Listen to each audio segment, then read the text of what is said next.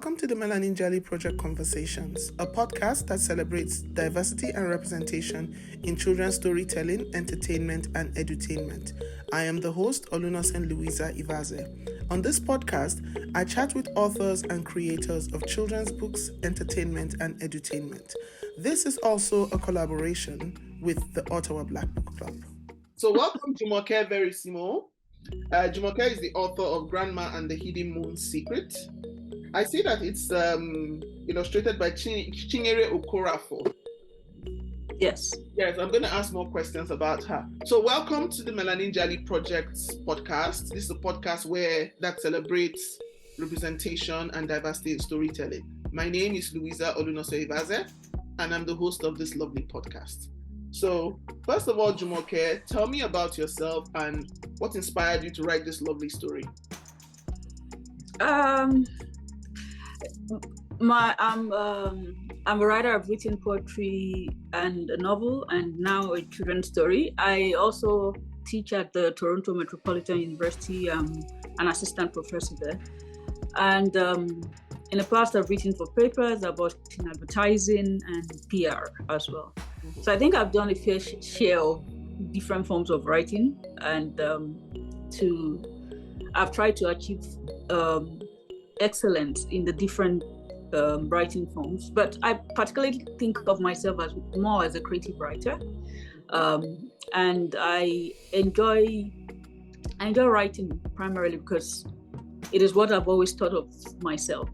I was inspired to write Grandma and the Moon's Secret, which is published by Cassava Republic, because I've always had this idea of writing a children's book, and then my publisher at the time was asking if I had an idea for a book, because she was thinking of starting a book on children, which also would include writing in the indigenous languages in Nigeria. And I said, oh yeah, I mean, that kind of aligns with what I'm doing at this time. And so I sent her the work, and so she asked, and it came about around the time that I was also thinking about writing children's book. And this is because when you have a child, your interest in things that are childlike, it heightens, right? Yeah. And so aside from going back to reading picture books and watching cartoons and swinging at the parks and all of those things, you find that you are very interested in how children think. Yeah. And around the time that I started this book, we had someone very close to us here in Canada who we see as my daughter saw as a kind of grandmother. Mm-hmm. Our grandparents are back in Nigeria, and my mom has visited now and then, but because we are also close to Eva Abalogun, she felt sad, and a question she had asked at the time, even though we had talked about the idea of death, was that will Eva be coming back? Oh wow! And I had to go back and explain to her the idea of what death means, and how people who die may not be back in the physical form. But it got me thinking of how do you tell a child about death using the imagination? And so I had to go back to a trip of my childhood when an aunt who lived with us at the time used to tell us to look at the moon, and then we would see people living there. Oh, okay. Because for me, because I'm a writer. If you see, I think my most popular book is Authentic Mama. Yeah, so I think, yes, that was my most popular book. But then I started writing for kids. So I had written Crowning Glory. Since you have a daughter, this would be great because it talks about hair. Oh, okay. I'll look for that and get that. Yeah, and then recently this one, The African Safari. This is an introduction to Africa's indigenous animals.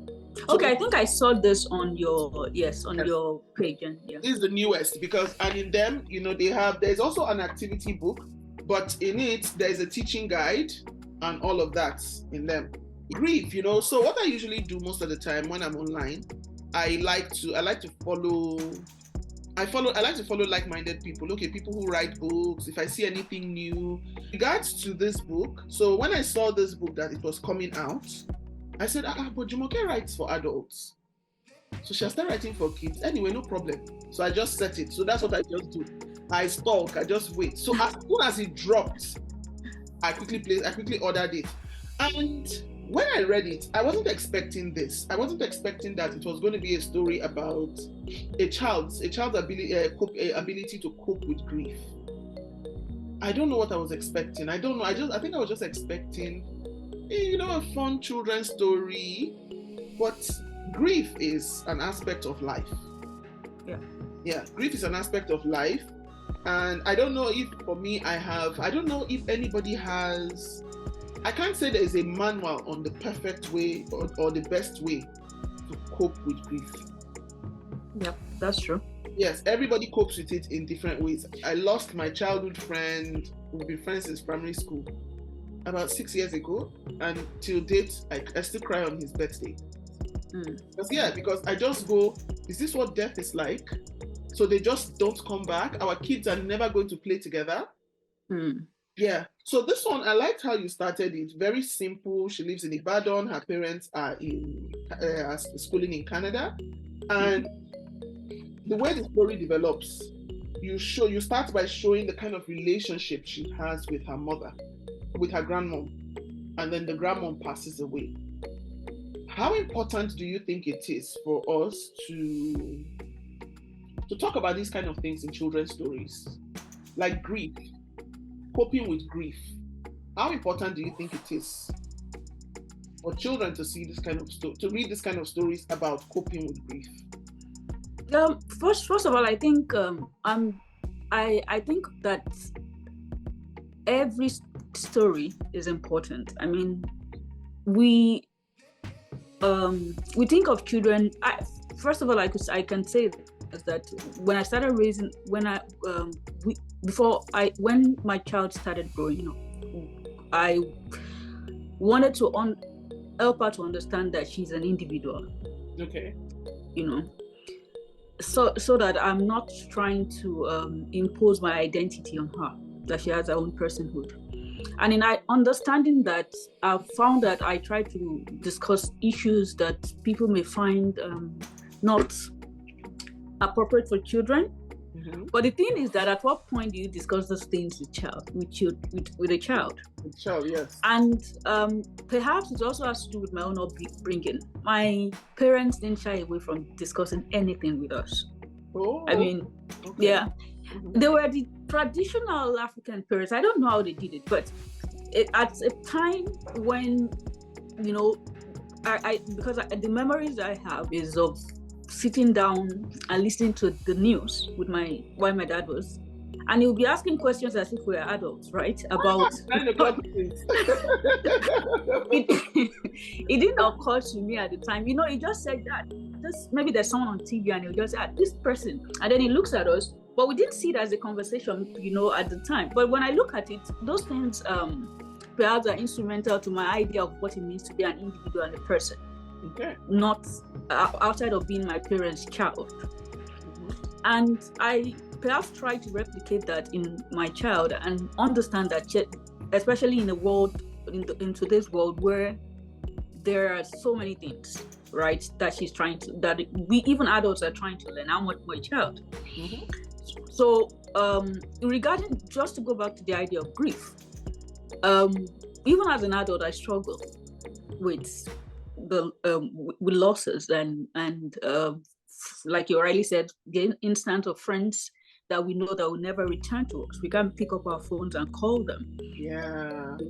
Some of my friends who are dead now, I can't delete their numbers from my phone. It's just that. That happens to you too. Yes.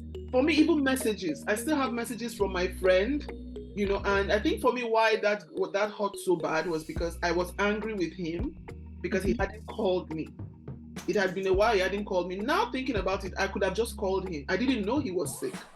So the plan was, okay, I had told another friend, you know what? When you see him, let me know, give me a call, and I will talk to him. I will scold him. So the plan was that they were going to go see a movie that weekend, and then she'll call me. And then she calls me at the beginning of the week screaming, and she goes, he's dead. And I went, he's dead. I don't understand. And I will never forget that day because when I was leaving, I had to step out of the house that day. And the t-shirt I wore, I had thought to myself, what will Chidi wear? Because that's his name. What would Chidi have worn? And I put on a t-shirt that had strike a pose on it because he was that kind of person. When I came back that night, I still remember crying because I said, he must be so cold. Grief, as adults, we struggle to cope with grief. And, children will take it for granted that these are just little people. They don't have feelings, they don't understand, but they do understand in their own little way. Yeah, they do struggle. I remember also listening because my ex actually was talking to my daughter sometime when about the time when his own mom died, and my book had come out at the time, or rather I'd sent it to publish at the time as well. Okay. I can't remember the timeline, but it just seemed also appropriate because she had come to the understanding of what it means to lose somebody, right? And lose someone you love. And that sense of always being perpetually struggling becomes something that we deal with as adults. But I also learned that children still have the should I call it the innocence of imagination? The imagination is not being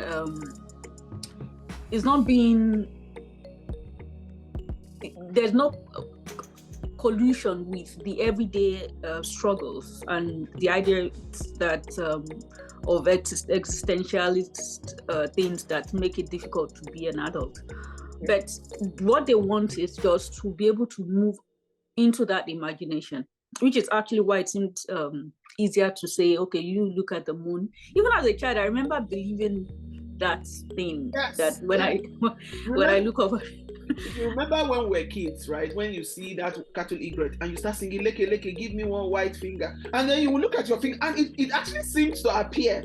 But then so maybe it's always been there, I don't know. But you will sing, chase it, and then you check and you go. And then you think, I remember. You go, But I was going to ask you something here because when it said grandma and grandpa, because I read it again last night. Okay. Grandma and grandpa are very old. Grandma is 70 years old and grandpa is 80 years old. But they are very strong and very fond of Àdùké. Grandma and grandpa have 4 children. Yimika is the youngest among them and she's 19 years old. So I don't know, I did the maths. She's 19 years old. So grandma had her at 51. Well, I mean, it's possible. I have my family, some of the things I got, my dad is in his 80s, my mom is in her 70s, actually. So there's a little bit, when they are trying to create characters or develop characters, you sometimes borrow from the people around you, right? What I like about this book is that it shows the relationship between grandparents and children and grandchildren. How important do you think this is? Because it's very important. It's very important. I had wonderful grandparents, and I would like to think my parents and even my ex-mom was wonderful as a parent. I remember one of my favorite videos of that's before I left Nigeria and before we parted ways. Okay. One of my favorite is both of my mom, trying to teach my child Yoruba, and then his mom reciting the praise chant to her. I still played the video to her recently, and I think it's very important in how a child develops, knowing that it's not just the parents' love that exists for them, but also that there are a foundational love, which is that of their grandparents. First, for me, I even earned the name of my grandmother as a child because they called me the name that they used for her, and she was a Muslim. She was. When you've gone to Mecca, they'll call you Elijah. Elijah, yes. And so they say that we look alike, both in stature and then a little bit of our facial features. So they'll call me anytime because she's from Ibadan. Okay. And anytime our own relatives, my relatives from our side, see me, they'll begin to say, Elijah, which is a way. So, and there are stories of me going to the mosque with her, and all of those things. So it was good. And I don't think I experienced that alone. My brothers also did.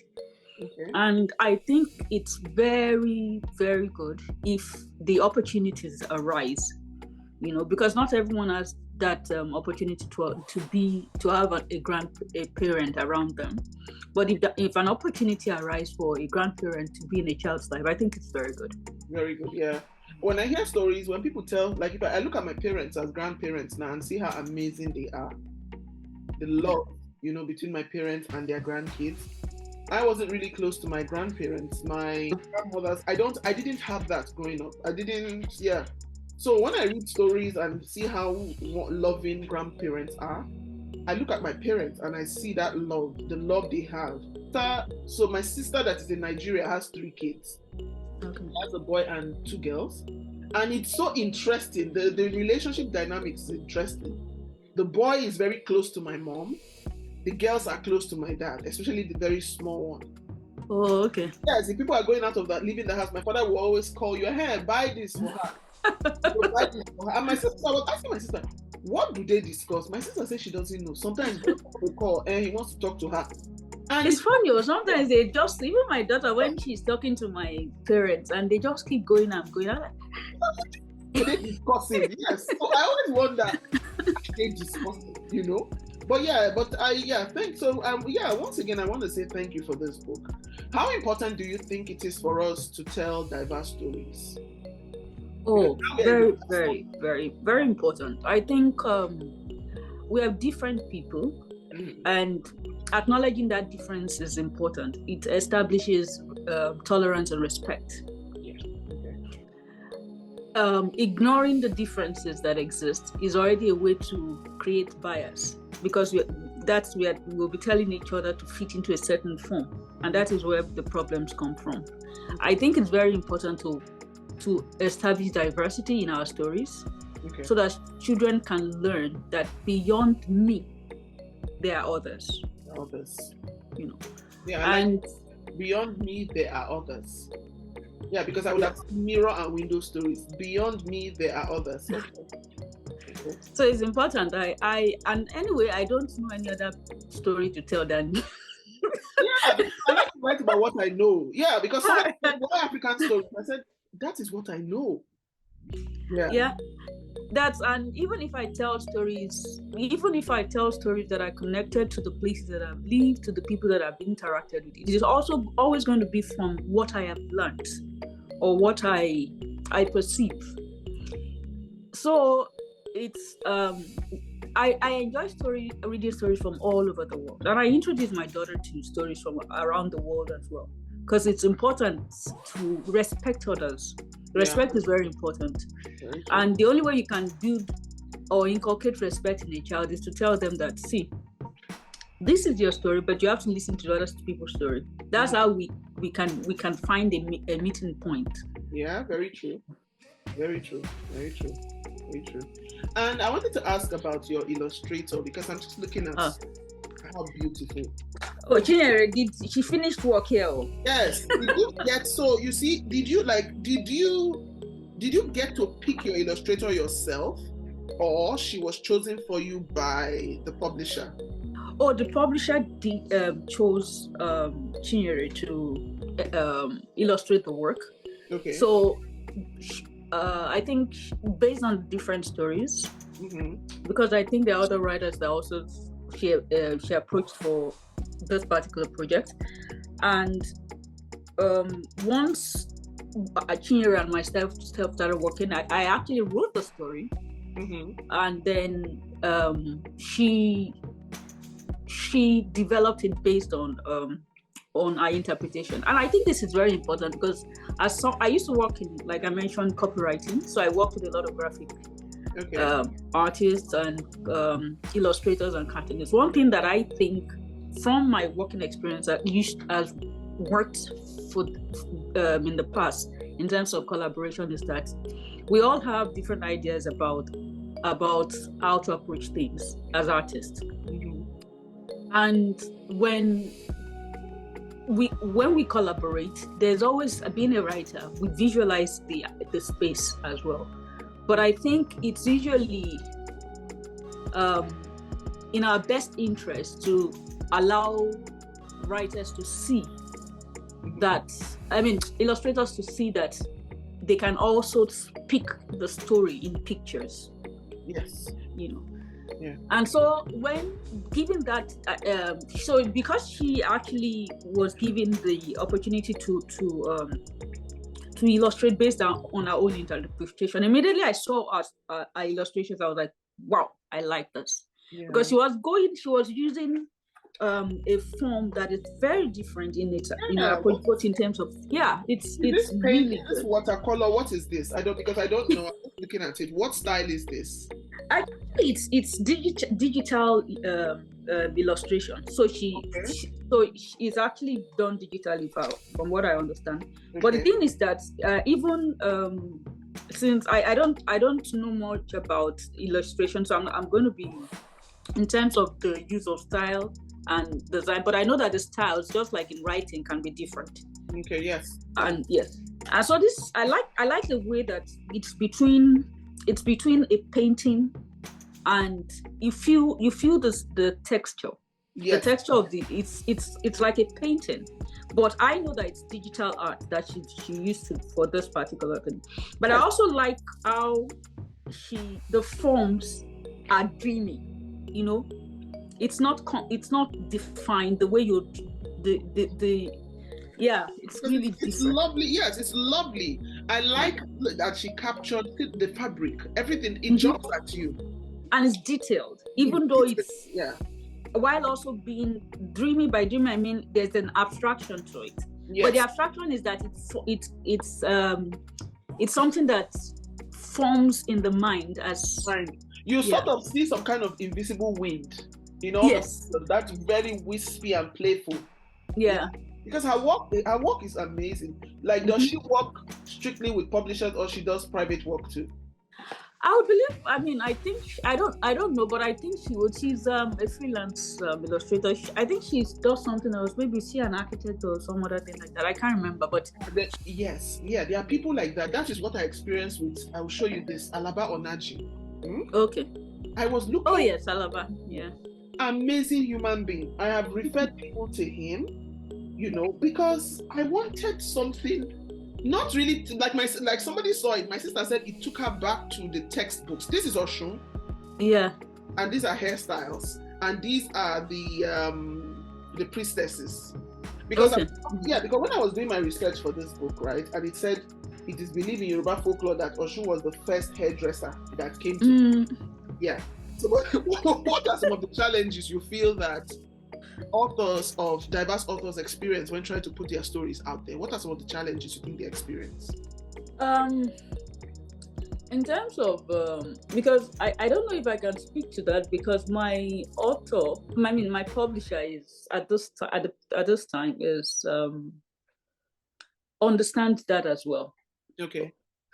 And so some of the things that she wants to do is to ensure that stories are told. And I guess if at a point I have to work with another publisher, it will be because they understand that the story I'm telling is important.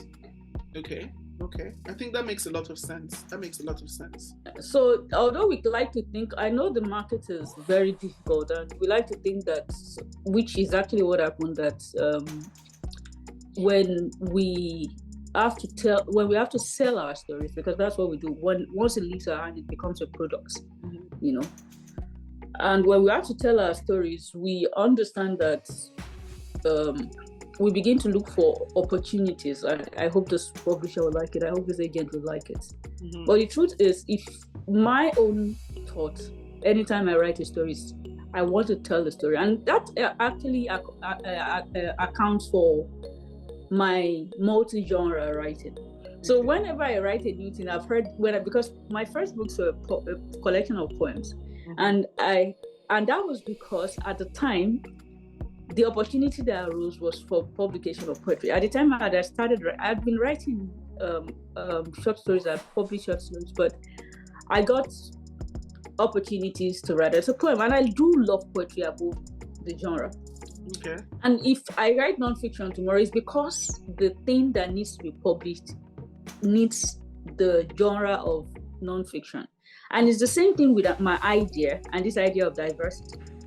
When I write a story and I know that it is important, I always tell myself that the publisher who is going to publish it, as well as the agent who would represent me, they both accept that this story is important and needs to be told.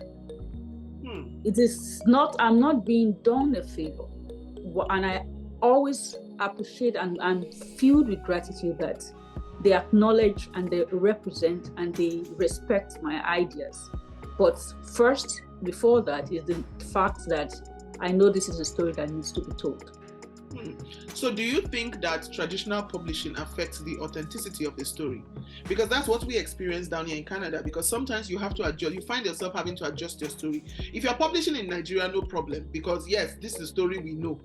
But here, if you sent your work off now and an agent said, I can't, look, I love your work, Jumoke, but you need to tweak this, you need to tweak this, you need to tweak this. So because I noticed for me, I had to self-publish because if I had traditionally published these two, it would have affected the authenticity. So today that I have these two now, if I want to get traditionally published, I can pitch these two and say, look at what I self-published to give you an idea of what story and where I'm going with it. So do you think that it affects the authenticity of storytelling? More, actually, because I've also done, I have done a bit of fiction, of working in publishing. And so, when as a writer, I know that my work is a craft. Okay. But when you are thinking as a publisher, it's a product. It's a product because publishing is a business. We always forget that. Yeah, so it's a product. And as much as I hate it as a writer, it's the truth. Yeah, very true. And maybe it isn't worse. Maybe as much as I dislike it, it's a product. And when you're trying to, and products have circles, but in the publishing circle, it's about ideas, it's about what is being, what people are asking for, what stories are being, that are going, the stories going around.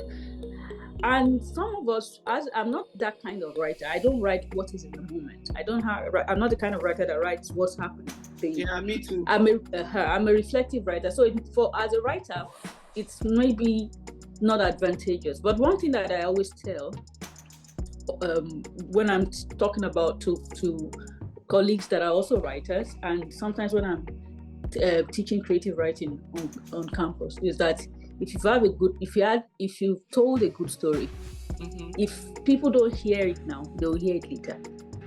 And so there are times when even self-published work, people go back to it because things like when during the COVID-19 issue, some stories that were long forgotten, people now started asking about them, right? They wanted to know.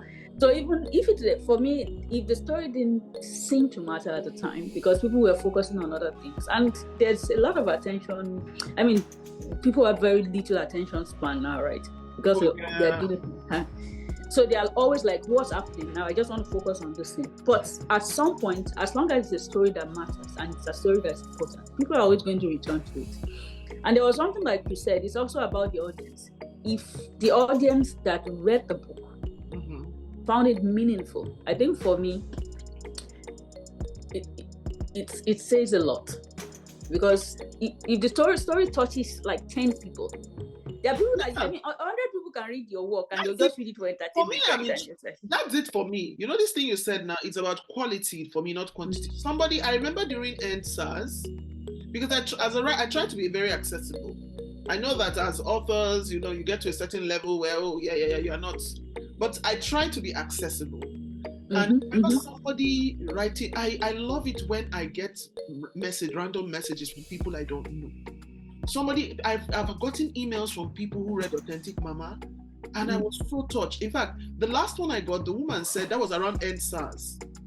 And she said, I just felt that I should write to you. And I was touched. She addressed me by my first name, Olunosen. And she went, yes, hi, Olunosen. Thank you. I just want to say thank you for writing this lovely book. With everything going on in Nigeria now, with the SARS, with all the sorrow, this book, I was happy to read this book because of the laughter it brought to me. Thank you so much. And for me, I read that and that made my day. So that's someone from Anna Abuja that, look, Louisa, what you need to realize is once you put out a book's like a child. Once you put it out, you bettered it, you leave it, let it run wild in the world, it's fine. Everybody's entitled to their own opinion. Yeah. Exactly. I mean, once I'm done with the book, I move on to the next. I also actually sometimes find it difficult to return to my old book because once I do, I start looking for things there. It's more of a critical. Yeah, I think that we are our worst critics because for me, when I go back to what I have published, I still look, I should have put this here. So how do you think that as diverse authors, we can come together to put our voices out there and move forward? How do you think we can achieve that? I think it's about ensuring that we keep telling stories, really. I know that sometimes when people talk about community, which is very, very important, we think about forming communities. We think about forming communities as a weapon. Okay. You know, I don't. I'm going to be careful with my words now. I think community. When we think about community, I think about community from the idea of my growing up, of embracing. Okay. You know, and when a place is embracing and welcoming, you know, you find a sense in which people want to understand how things work. Okay. So rather than community as a weapon, it is to turn community to ensure that community stands as what it is. To say that community is where there's diversity and where we receive it and where we ensure that it is sustained. Okay. So the best way, because that's what we are, we tell stories, we are writers. And there is no better way to keep going than to say that these stories won't stop. Okay. You know, there was a time when, you know, when we look at the issues of, there was a time when women couldn't vote, there was a time when things, so these things, the women kept going, right? And it's the same thing about the sense of diversity. When stories keep being told, it would be heard. There'll be opportunities for people to say, okay, what are these people even saying? You know?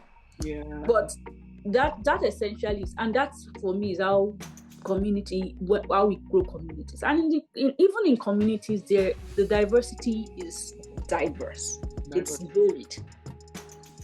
But in continuing to tell the story, that's how we come to that understanding that we have things to say.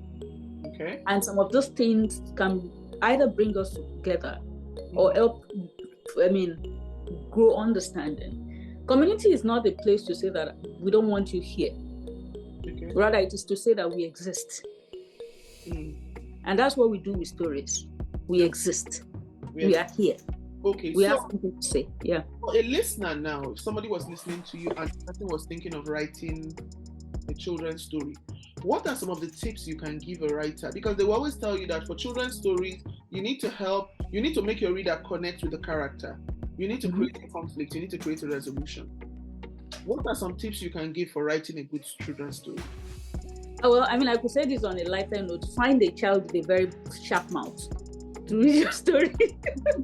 There's no better critic than a child. I had my daughter and some of her friends read the stories, and they know how to give feedbacks. Okay. But what are the rules? But that's just a joke. On a serious note. Yeah. On a serious note, I think sometimes being an adult, we are used to certain words. One of the things I would say is that don't dumb down the story. Don't tell the story. In the revision, there are things that you can work out and say, tell a story. You know, look at the age. If you're who is your target audience in terms of the child you want to talk to? How old are they? How do they think? Okay. You know, interact with children of that age, especially if you're a first-time author, like me. Think about how they think, because so that we are not thinking for them, rather we are sharing stories, just the same way. because the story is about them. So we don't want to be giving a story meant for maybe a 15-year-old teenager to an 8-year-old child, for instance. So one of the things would be to think like a child. Don't dump down the stories, because when we talk to for children, we'll be dumping down the story and trying to make them feel like a child. Then the other thing is that use, which is actually in terms of vocabulary. The book, actually, a book should teach a child. I know that is a little bit. A book should be able to teach a child something at the end of the day, even if it's not a textbook. And when I mean teach a child should be able to say, okay, at the end of this book, I learned a different thing about this worldview. I feel entertained. Entertainment is a kind of learning. Okay. So there should be a purpose to the book, There should be a purpose to the characterization, just in the same way we characterize adult books. What's the purpose of the main character in that book? What is the goal? What is the character's desire? And these are some of the things. So some of the things that are applicable to children, adult books are also applicable to children's books. But in this case, we are thinking about children as people, rather than Then the other thing is children think in pictures. Oh yeah. That's something that I've learned. So avoid abstraction as much as possible. Give them concrete images, things that they can see. Especially, even though one will be working with an illustrator, it's always better, even if it's telling and not showing, as they say. You have to tell. You want to teach you want to help the child to go into their imagination, so that they feel that they can write it as well. Because I think for me, the best thing about children's books that I read as a child was feeling that I could do the same. Okay. Right. Okay.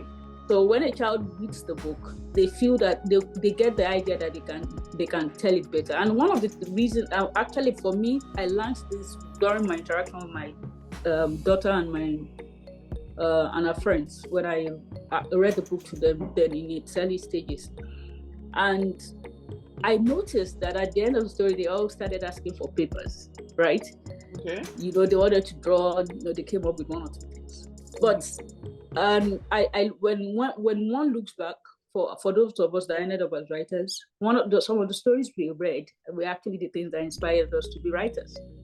So a children's book should be able to help a child dive into their imagination and feel that things are possible as well. Yeah, I think because Nigeria was colonized by the British, a staple in our education was British literature.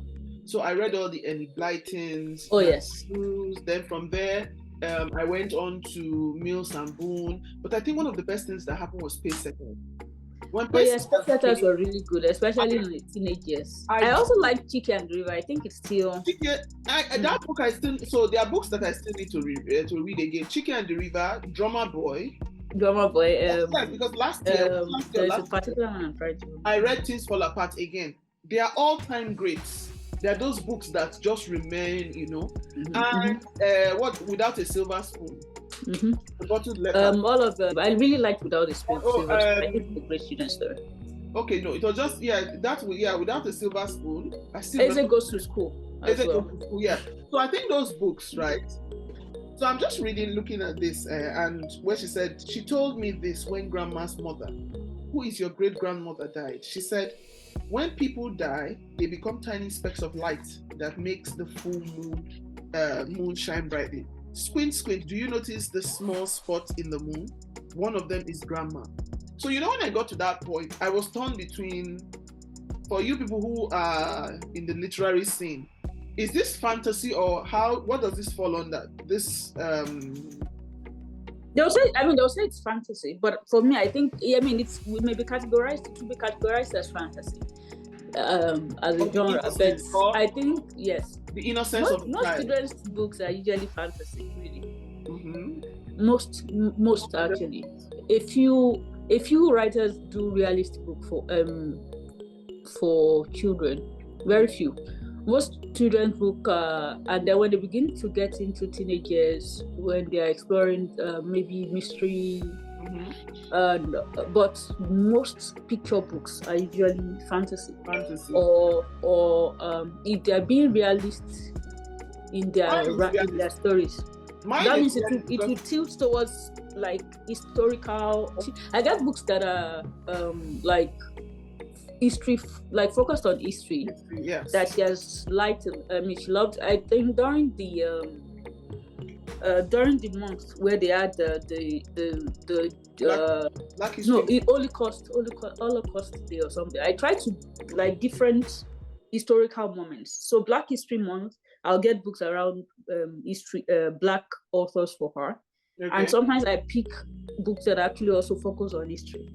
And there's a particular book. The reason I'm making reference to the story of the Holocaust is because I wanted us to also understand the issues. Right. I get books that talk about Black slavery, talk about heavy stories. So some writers do this, and when she reads this book, some of the authors, I would Google and research on them just to be sure, because sometimes you can't read everything like that, and there are newer authors. Some of them are not authors I read as a child. So when I read them, they are history focused. I actually get like non-fiction children's stories, and then even the ones that are fiction. The particular one that I'm trying to remember the name is a non-fiction children's story, but it talked about a child who was struggling during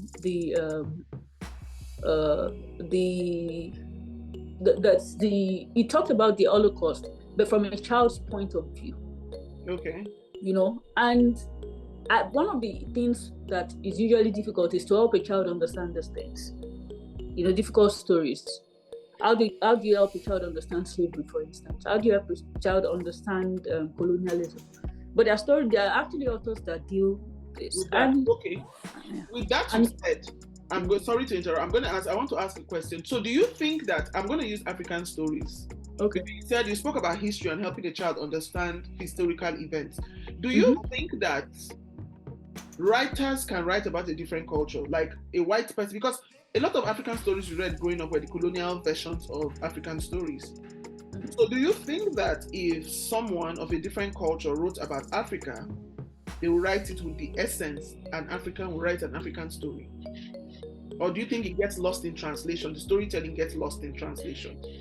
There is no, for me, the stories, when we tell stories, we are telling, there's this quote that I was sharing with, I shared with a friend recently. From, what's this? She's a science fiction author, where she was talking about experience and the difference between experience and fiction.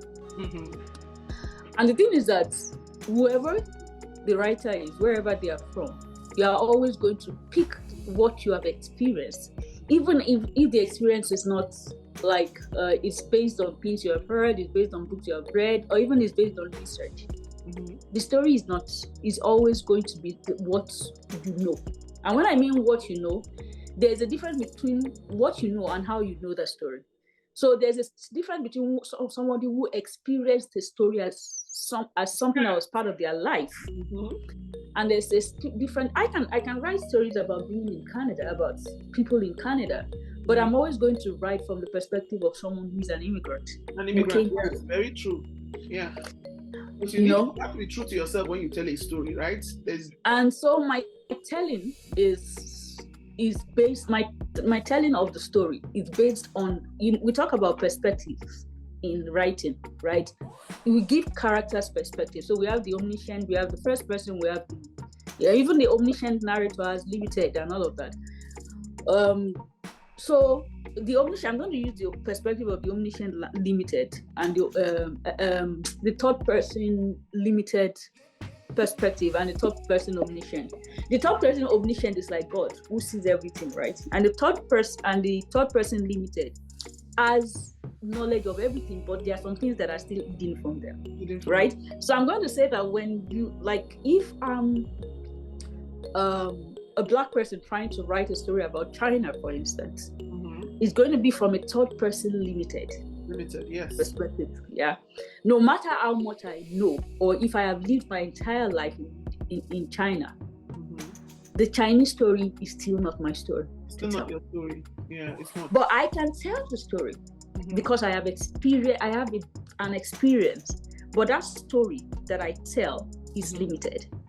But there's this third person omniscient, which is the Chinese writer who is immersed in that culture. But there's also another thing, is that there's also a Chinese writer who probably hasn't lived in China, or an Indian writer who hasn't lived in India telling an Indian story. So even what I'm trying to say is that the idea of storytelling, as much, I mean, this is always going to be an issue when people say that who has the right to tell a story? Yeah, because that's, for me, that's a question that I ask. Who has a right to tell a story? Who has the right to tell a story?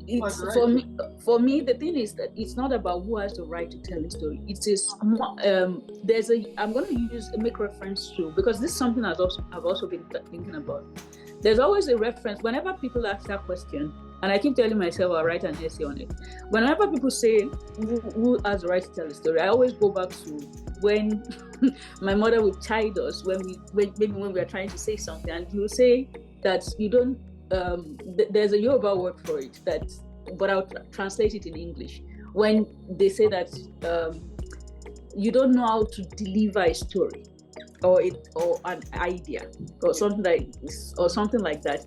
So the weight of, especially if the story you are telling is weighty, okay, right? You have to know how to bring the story down, to tell the story. And knowing how to bring a story down, or giving it foundation, is telling yourself that, is this my story to tell?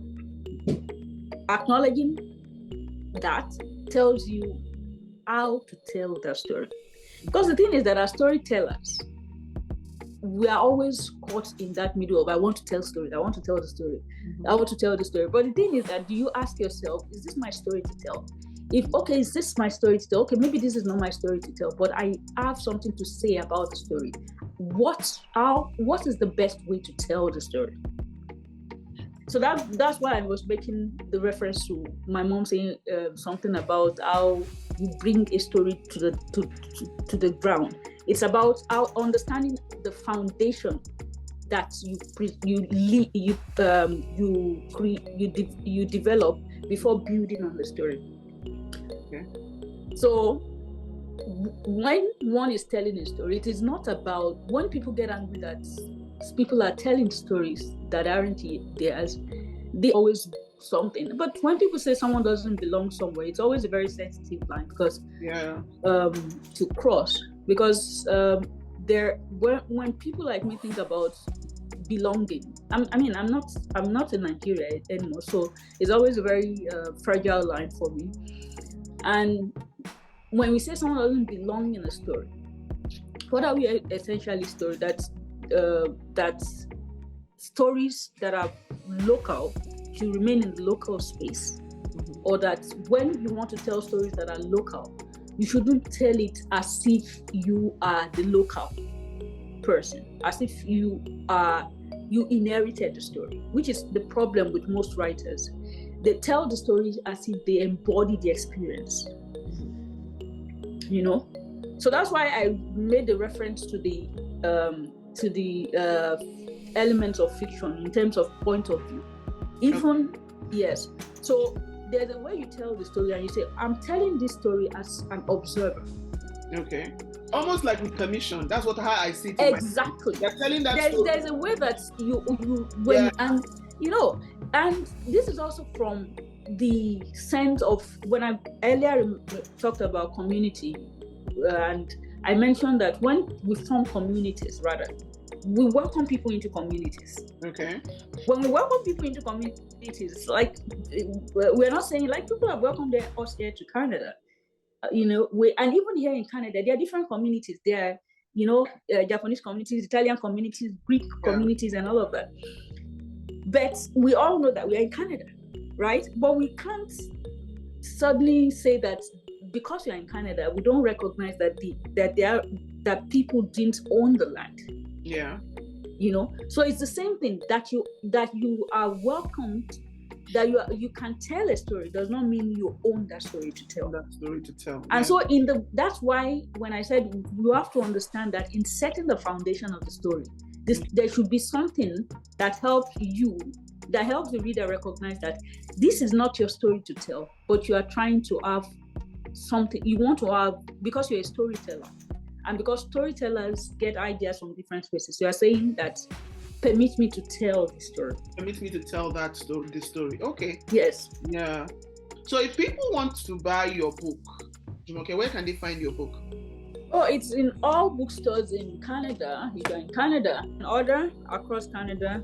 Mm-hmm. I also think it's online at Amazon, but if you can buy from independent stores, please buy. I know, I'm not saying this because all bookstores carry our books, but because during the COVID era, most independent stores suffered. They suffered, yeah. Yeah. So let's try to help independent stores build their businesses again, so that we as writers have spaces to go back and read book. I also want to say a very big thank you, Jumoke Verissimo, for this lovely book. Thank you for giving us your time today and telling us more about this book.